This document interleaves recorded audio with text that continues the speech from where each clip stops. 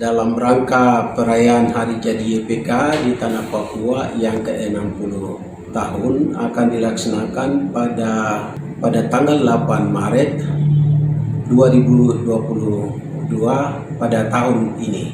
Terkait dengan perayaan Hari Jadi YPK di Tanah Papua, maka Badan Pengurus Yayasan Pendidikan Kristen di Tanah Papua telah mengeluarkan sebuah juknis pelaksanaan Hari Jadi YPK di Tanah Papua, baik di Provinsi Papua dan Papua Barat. Nah, kaitan dengan itu, maka pada perayaan 60 tahun YPK di Tanah Papua, perayaan ini diserahkan kepada seluruh sekolah-sekolah, bahkan PSW YPK dan jemaat-jemaat untuk melaksanakan. Mengapa? Karena situasi pandemi pada hari ini mengakibatkan sehingga Badan Pengurus YPK lebih memilih untuk memberikan tanggung jawab kepada PSW, tetapi juga kepada sekolah-sekolah untuk merayakan dan melaksanakan HUT YPK 60 tahun ini secara sederhana. Tentu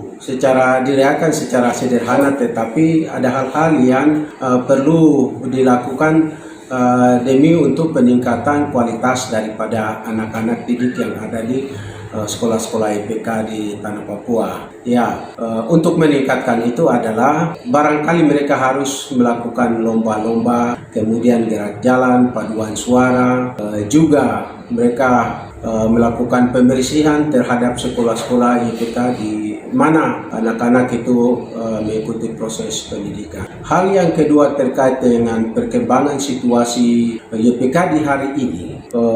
Sejak 2015, Badan Pengurus YPK yang dieskakan oleh Badan Pekerjaan Sinode untuk bekerja kurang lebih sudah menjelang 7 tahun. Biasanya itu 5 tahun, tetapi ini sudah lewat 2 tahun. Nah, sebetulnya secara hukum itu masa kepemimpinan ini sudah berakhir, maka kami sudah menarik diri untuk tidak melakukan tugas-tugas. Tetapi untuk diketahui oleh saudara-saudara pemirsa di seluruh Tanah Papua bahwa sebagian besar. Saya Dr. Andesian Ihalau, MPD Kons, pensiunan dari FKIP Uncen yang sekarang berkarya di Yayasan Pendidikan Kristen di Tanah Papua sebagai Direktur Eksekutif. Begini, saya melihat penyelenggaraan pendidikan di 3 yayasan yang ada di bawah GKI di Tanah Papua itu mestinya didudukan sesuai dengan amanat Undang-Undang Nomor 16 Tahun 2001. Tentu ketika saya berbicara seperti ini pasti didasarkan atas latar belakang yang selama ini menurut saya itu belum berjalan sesuai dengan jiwa dari Undang-Undang 16 2001 itu, yaitu lembaga pendiri pendidikan ini itu ketika berbicara tentang yayasan maka dia memiliki 3 organ. Yang pertama adalah pembina, yang kedua pengurus, dan yang ketiga pengawas. Nah, inilah badan organ di dalam yayasan yang dimiliki oleh gereja pendiri. Jadi gereja pendiri ada di satu pihak yang mengurus yayasan yang memiliki 3 organ ini. Sehingga kami yang ada pada posisi ketiga ini, itu kami selalu harusnya dibina oleh gereja pendiri, dalam hal ini pembina. Saya mau katakan begini, selama ini pembina ini tidak berfungsi, sama sekali tidak berfungsi. Akibatnya apa? Ketika kami melakukan segala sesuatu, tampaknya tidak dikontrol oleh gereja pendiri melalui pembina. Seolah-olah kami ini dibiarkan bekerja menurut apa yang kami mau. Syukur puji Tuhan, yayasan ini selalu bekerja sama dengan mitra-mitra yang luar biasa. Saya maksudkan dengan mitra luar biasa ini adalah dengan pemerintah. Baik itu pemerintah provinsi maupun pemerintah kabupaten kota. Ketika kita bicara tentang bermitra dengan pemerintah provinsi, kami BP YPK selalu bermitra dengan provinsi. Jangan lupa bahwa kami YPK ini, khususnya YPK, kami memiliki 24 PSW di kabupaten kota, 14 di Provinsi Papua, dan 10 di Provinsi Papua Barat.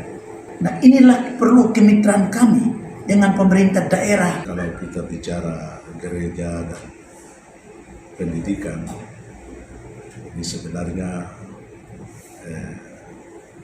dua hal yang saling berkaitan erat. Tapi hari ini YPK harus melepas diri dari pendidikan yang dipahami oleh gereja. Mengapa saya katakan demikian? Karena bicara pendidikan nasional itu ada undang-undang yang mengikat pendidikan nasional yang diatur di dalam Undang-Undang Nomor 20 Tahun 2003. Itu adalah sistem pendidikan nasional. Karena itu YPK tidak mengatur pendidikan moralitas seperti yang diatur oleh gereja semata. Tetapi YPK mengatur pendidikan nasional karena dia adalah yayasan nasional yang ikut berpartisipasi penuh dalam pembangunan nasional untuk melaksanakan pendidikan nasional. Itu yang pertama, testimoninya. Kemudian bicara pendidikan itu sebenarnya pendidikan ini terdiri dari 5 komponen. Komponen pertama adalah tenaga pendidik dan kependidikan. Komponen kedua adalah kurikulum. Komponen ketiga adalah satgas. Komponen keempat adalah penjaminan pendanaan. Dan yang kelima adalah peran serta masyarakat. Nah, bicara tentang peran serta masyarakat, di dalamnya adalah gereja dan masyarakat harus mendukung penuh pendidikan itu. Nah, bicara tentang penjaminan pendanaan, itu berarti diundangkan bahwa gereja yang notabene badan pembinanya membina yayasan ini, dia harus menjadi badan penjamin pendanaan untuk mengendalikan mutu pendidikan. Bukan bicara di luar baru tidak tahu YPK dia jalan kemana. Nah, ini yang harus diketahui secara baik. Kemudian kita ini karena oleh Undang-Undang Sisdiknas itu kami atur guru-guru pegawai yang bekerja dalam yayasan ini untuk mendidik anak-anak kita dari TK, PAUD, SD, SMP, SMA, dan SMK. Hal yang saya sampaikan di sini adalah menyangkut rencana gereja pendiri dalam hal ini sebagai GKI untuk menggabungkan tiga yayasan menjadi satu yayasan, yaitu Yayasan Pendidikan Kristen di Tanah Papua, Yayasan Pendidikan Universitas Soto Geisler, dan Yayasan Pendidikan Sekolah Tinggi Teologi Isaac Simon Keine untuk lebur jadi salah satu yayasan. Ya, bagi saya sah-sah saja seperti itu. Tetapi kita harus lihat dan kita bedakan antara Yayasan Pendidikan Kristen dengan dua yayasan perguruan tinggi. Itu sangat beda. Khusus untuk Yayasan Pendidikan Kristen di Tanah Papua mau digabungkan boleh saja oleh gereja pendiri, tetapi harus berpikir secara jernih. Bagaimana risiko yang akan ditanggung ketika yayasan itu digabung menjadi satu? Hal yang pertama adalah ketika yayasan digabung menjadi satu yayasan, maka itu namanya mendirikan satu yayasan baru, GKI di Tanah Papua. Dan nomenklatur pendidikan YPK di Tanah Papua yang notabene sudah tercatat dalam registrasi nasional pendidikan di Tanah Papua dan di Menkumham itu akan tercoret dan itu akan menjadi yayasan baru lagi di Sinode GKI di Tanah Papua. Yang kedua, kalau sampai digabungkan, maka bagaimana dengan guru-guru yang ada di YPK yang akan digabungkan? Pasti mereka akan beralih dan tinggalkan YPK. Lalu guru-guru dari mana akan mengajar lagi?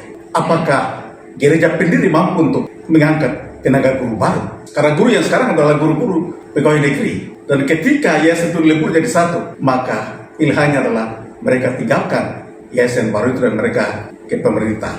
Yang berikut, ketiga adalah bagaimana dengan... Pertama, kita perlu bangun komitmen bahwa Yayasan Pendidikan Kristen ini adalah yayasan pendidikan yang pertama ada di tanah ini. Artinya, komitmen yang kita ini bagaimana berpikir menjaga, merawat yayasan penyelamat generasi bangsa. Kita tentu sangat menyadari ada kurang, ada lebih di sana sini. Tapi ketika kita dipanggil untuk menata sumber daya manusia, kita harus dalam kerendahan hati. Kita harus bergandengan tangan, lupakan masa lalu yang salah, bangun kebenaran di depan. Sebab apa artinya kita berbeda pendapat, padahal tidak ada sesuatu yang kita buat untuk masa depan dan kejayaan anak-anak cucu kita. Bicara pendidikan tidak boleh bicara tentang katanya, Tapi bicara pendidikan harus bicara tentang ini buktinya. Sudah saatnya kita di tanah ini melalui yayasan pendidikan ini lahirkan generasi-generasi yang memiliki hati peduli. Tinggalkan egoisme kita. Tapi mari lihat betapa banyaknya anak-anak YPK, anak-anak GKI Tanah Papua ini sedang menjerit untuk bagaimana mereka mendapatkan kesempatan belajar yang lebih baik. Sementara kita masih sibuk tentang persoalan-persoalan yang sifatnya organisatoris. Habis terkuras waktu kita dengan urus organisasi, tapi tidak urus sumber daya manusia itu. Yang mengerikan sekali bagi saya ini merasa sudah bagian dari ini. Sebagai warga gereja, saya merasa sedih. Begitu banyak anak-anak GKI kita yang mestinya sekolah di YPK terpaksa pergi kepada yayasan-yayasan lain yang masih memperlihatkan kepedulian terhadap anak-anak. Maka ini saatnya kita sedang dipertanyakan, di manakah GKI? Di manakah